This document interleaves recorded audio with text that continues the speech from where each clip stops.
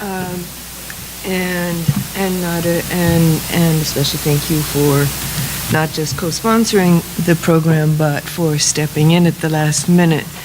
I'm Tamar Hassan from the Center for Muslim Christian Understanding at Georgetown University, and it is my pleasure to introduce this first panel titled Countering Extremism, Promoting Democracy. We'll have three speakers, and I think I'm going to choose an order here. We'll start with Dr. Abbas. Hassan Abbas, professor and chair of the Department of Analytical Studies at the College of International Security Affairs at the National Defense University, will speak first on Iraq's anti-ISIS militias' implications for democracy. I'm not going to read bios, they're in your booklet, so to save time, I'll just let you refer to those. As Radwan mentioned, unfortunately, Dr. Mussolini is not able to be with us today, and instead we will have Nader Hashemi standing in for him. Dr. Hashemi, as you heard, is director for the Center for Middle East Studies at University of Denver, co-sponsor of today's program, will be speaking on the Democratic Peace Theory Revisited, Reflections on the End of the Arab Spring and the Rise of ISIS. Because he has volunteered to step in at the last minute, I'm going to let him go last. So after Dr. Abbas, we will have Dr. Sahar Aziz of Texas A&M University School of Law and non-resident fellow at Brookings Doha Center, will be speaking on rethinking counterterrorism in the age of ISIS. So Dr. Abbas on Iraq's anti-ISIS militias, implications for democracy. You either way, whatever. About 20 minutes or so, or 15, 20 minutes.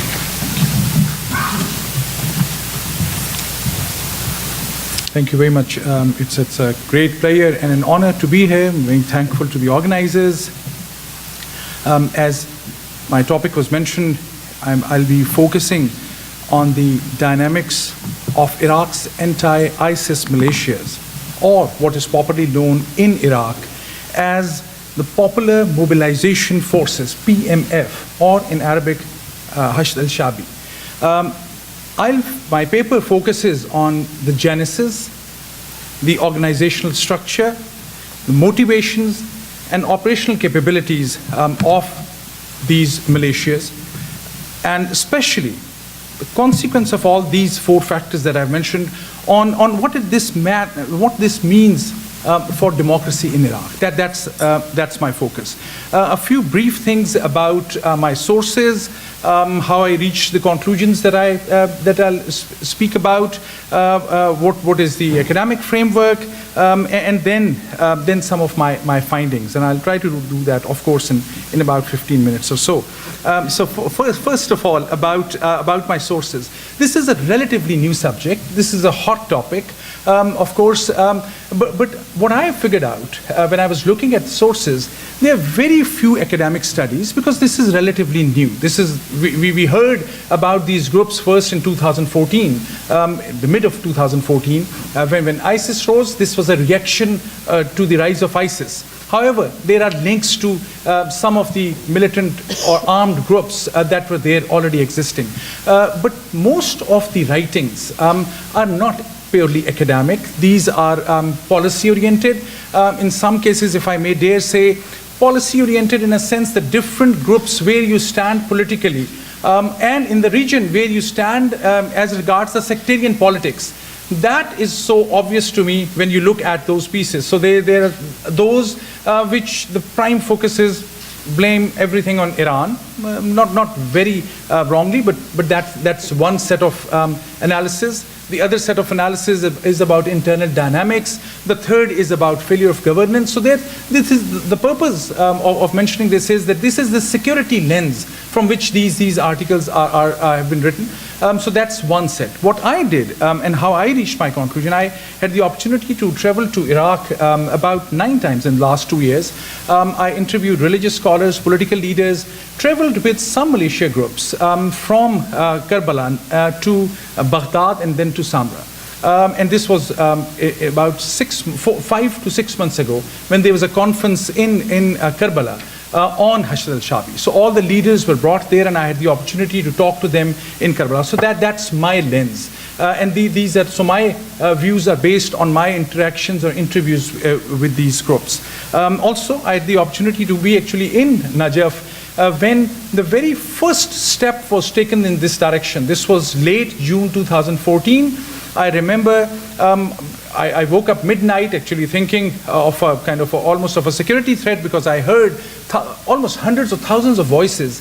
These were tribal groups which from all across the south of Iraq were marching on to Najaf to walk to the office and home of Ayatollah Sistani, or Mr. Sistani, demanding that he should give a statement or give a fatwa or a religious edict, telling the people, or actually giving them the permission to go to these tribal groups, giving them the permission that they should take up arms under the title of jihad and go and fight ISIS. So these were, I was surprised. I thought this is a choreographed activity, because I'll explain, I'll compare these groups with the groups that I have been working on for many years in Taliban, Pakistani Taliban, Afghan Taliban. Primarily, my primary work has been on militant groups in Pakistan and Afghanistan. So I had that framework in mind, and I'll use that for comparative purposes. But to me, it was because all such groups in South Asia have been sponsored either by the state or by some major political forces. So I thought this is also must be some backing. But I learned at that time that these were quite indigenous, these were quite sudden, unexpected. So I just wanted to provide the context and the disclaimer. Also, all my visits were in my private capacity as an academic. I am a Department of Defense employee, being at the National Defense University. So I must also say actually upfront that all what I'm saying is my personal opinions, and these research trips were not made on behalf of the US government. These were my personal endeavors. About methodology, as I had said, there's a lot of literature available on militias. Although when I raised these issues, I was stopped right by the Iraqis saying, we know what militia means, we are not militias. But irrespective of what they say, that's the only, I would say, in political science, the framework that is available for me to try to understand and analyze the activities, the operational activities, the structure, the motivations of these groups. So for the lack of any other framework, if I may say, that's the framework that I'll use, and I'll try to compare these with what happened in Malaysia, with militias, especially Taliban, to a limited extent, some Kashmir-focused groups from Pakistan. So that's for comparative purposes. Let me talk about the genesis very briefly. So we know this was based on a major fatwa, which is on Mr. Sistani's website, sistani.org. And this was, many people think that was the reason that he authorized these armed militias, the private militias. What a very quick reading of that fatwa, it tells you something different. What he had said was, very forcefully but very precisely and categorically, was that I am asking all Iraqis, this is Mr. Sistani speaking, I'm paraphrasing, I'm asking all the Iraqis to go and join Iraq's military to fight ISIS. Mm-hmm. There was no direct, in that statement I could not find, and I've read many translations in whatever little Arabic I can speak, and there was no direct reference. However, that was the immediate reaction, because three kinds of groups rose in reaction to that fatwa, or being sanctioned by that fatwa. One was some of the political forces in Iraq who long had their armed wings. Al-Badr, Sisi, Supreme Council, Muqtada al-Sadr, many others, they already had their armed wings and groups which had fought US at some level, which had fought within the civil war in Iraq. They immediately thought, this is our great opportunity. We will provide, now our armed groups have a sanction because Mr. Sistani is allowing us to do that. So those were already groups which were ready.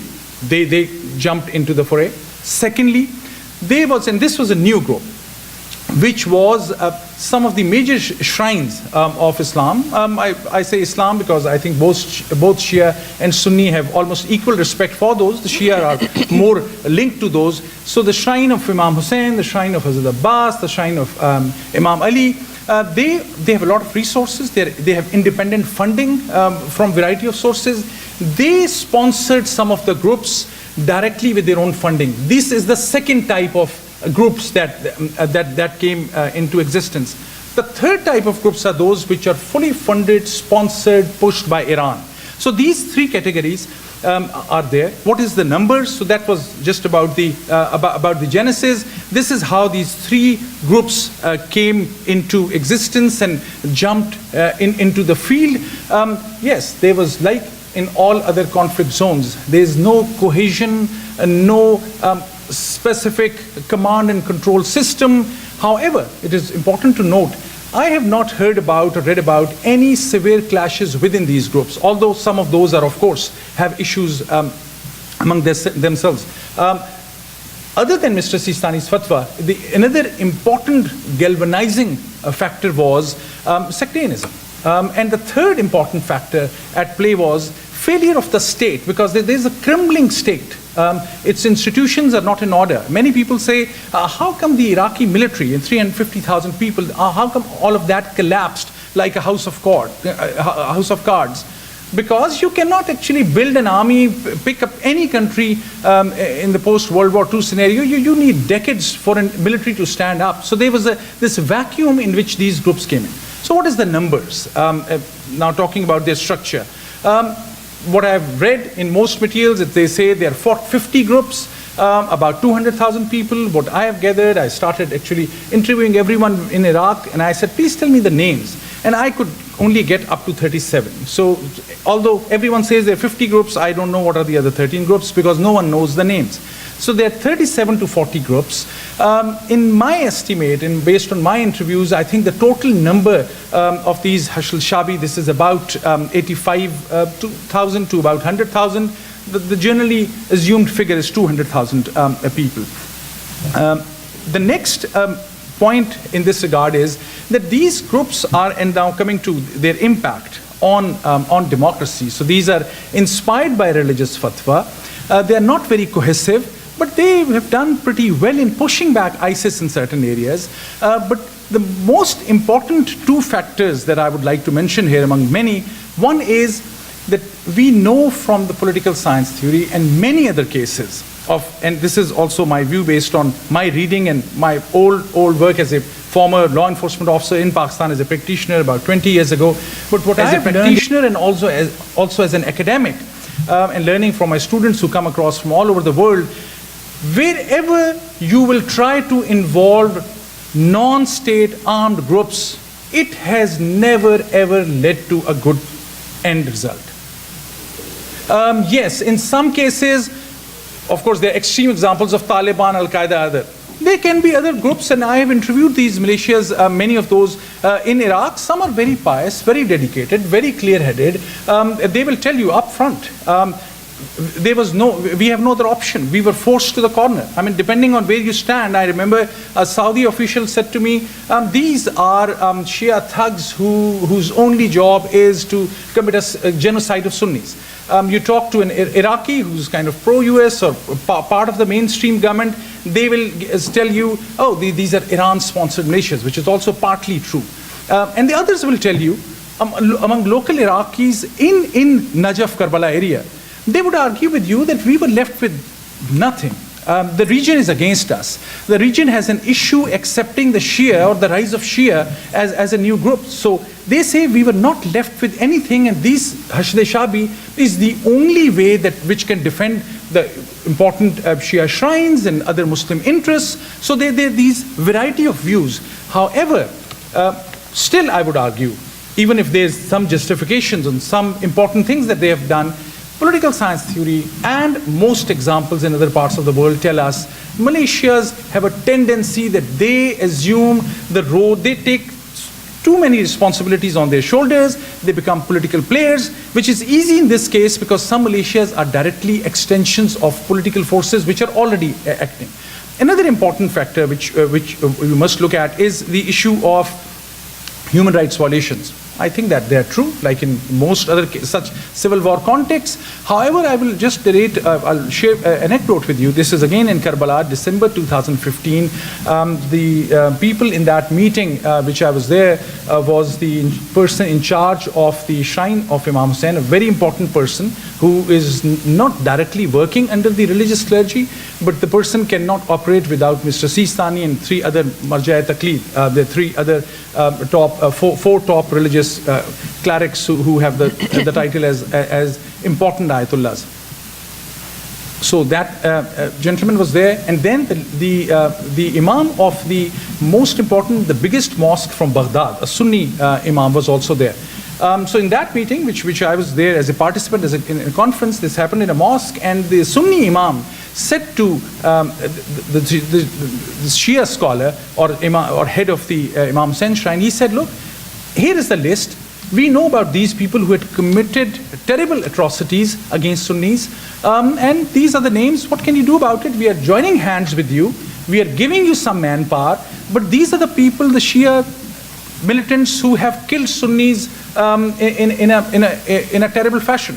So the list was accepted, and they said, all we can tell you, as soon as they are back in the theater, we'll throw them out. So that was a very decent conversation that happened actually in the middle of about 500 or 600 people. So though those, yes, there are human rights violations, but Iraq has its own internal systems as well. The impression that there's a total chaos in which every Shia is after Sunni and every Sunni is killing a Shia, and all the Sunnis or some Sunnis are with ISIS, I think that is a very flawed analysis. There are far more nuances on the ground, and I saw the Shias and Sunnis in some cases working together. The number of Shias in these militias are about 85 to 90%, we must acknowledge. So I'll have about hardly last 3 minutes to conclude, and I would argue that from other examples in Pakistan, Afghanistan, and other post-conflict scenarios, we know that these militias are at times necessary, but the only way to have a decent ending is to induct or incorporate some of these militias and armed groups into state institutions. And I think the idea of National Guard, which is being projected by Mr. Abadi, the Prime Minister of Iraq, is an important idea. Lately, the Iraq government is trying to fund many of these groups just to hold control, because the only way you can stop the Iranian control, for instance, is that the financing comes from Iraq, and that's happening already. And some of these militias have been successful in pushing back ISIS. However, I see this realization based on my interviews with Iraqi politicians, but no active plan. And that is a missing thing. Another relevant thing, for instance, was a very important fatwa by Mr. Sistani called Advice and Guidance to the Fighters on the Battlefield, issued in February 2015. An excellent piece on laws of armed conflict. I highly encourage you to read. It's on their website as well. I interviewed some people on the ground, asking them, are they aware of the fatwa of Mr. Sistani? Everyone told me about the initial fatwa. Far fewer people knew about this, which actually tells them, don't indulge in acts of extremism, don't disrespect dead bodies, don't kidnap or disrespect the families of ISIS. But that needs far more projection. The religious clergy is still far more influential and powerful in the political domain than Mr. Abadi or the Prime Minister of Iraq. So last but not the least, is in my 30 seconds left, I guess, is about what can US do, what this means for United States. I think what this means is that we need to internalize the fact that wherever we are going as an intervention force, if necessary, under the international law, the focus, the state building means building criminal justice systems. If you will keep on building militaries, which is important in some way, without building civilian law enforcement agencies which perform the role which Hashd Shabi is now performing. Unless as a model for global interventions, we'll also, I'm not suggesting that should be the model and everyone jumps in, but that model has to have a component which is internal security. And that can only be done by police. So the only way out is to try to convert part of these Hashd Shabi into local police forces. I generally am an optimist. I don't see any any signs on the ground that that's going to happen, but that is what I would recommend for the US policy, that should be a path we should take. Thank you very much.